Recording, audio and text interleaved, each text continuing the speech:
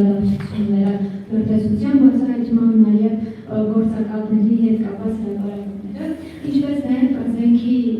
միջազգային շուկայից խոսեցիք, ասեցիք, որ Հայաստանը արդեն այդ շուկայում մրցունակ է։ Ավելի վաղ նաև հրապարակումներ եղան Հայաստանի զենքի արտահանումների հետ կապված, այս մասով մանրամասներ կարող եք նշել, կան կոնկրետ պայմանավորվածություններ, արդյոք այդ մատակարարումները շարունակական են մնալու։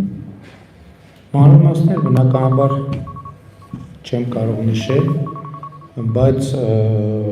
այո, պայմանագրեր կան եւ նաեւ երկարաժամկետ պայմանագրեր կան եւ այդ պայմանագրերը աշխատելու են։ Ինչ վերաբերում է հեղափոխության գագաթնակետին, ես երեք նաեւ իմ ելույթում պարզաբանեցի, այդ գագաթնակետը իմ պատկերացմամբ հետեւյալն է, որ պետությունը սիրում է քաղաքացուն, քաղաքացին սիրում է պետությունը։ Ինձ համար ակնհայտ է, որ այսօր Հայաստանի Հանրապետության քաղաքացին սիրում է իր պետությունը,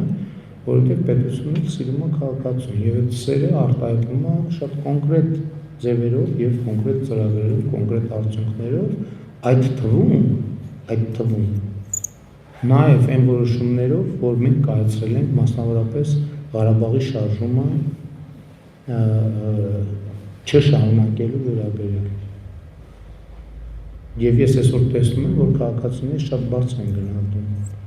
Այն օրը մի երիտասարդ պատերազմի մասնագետ Երևանի կենտրոն վարչական շրջանում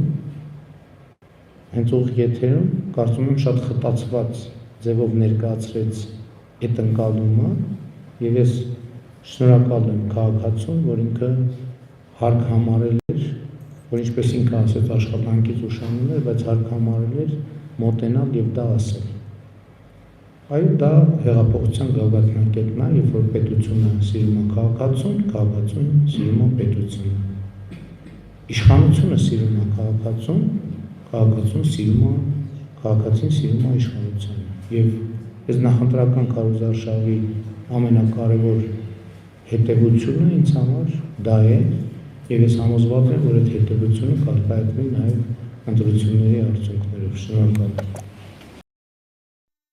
Հավանիչ տեսանյութը եւ բաժանորդագրվիչ նորությունները բաց չթողնելու համար։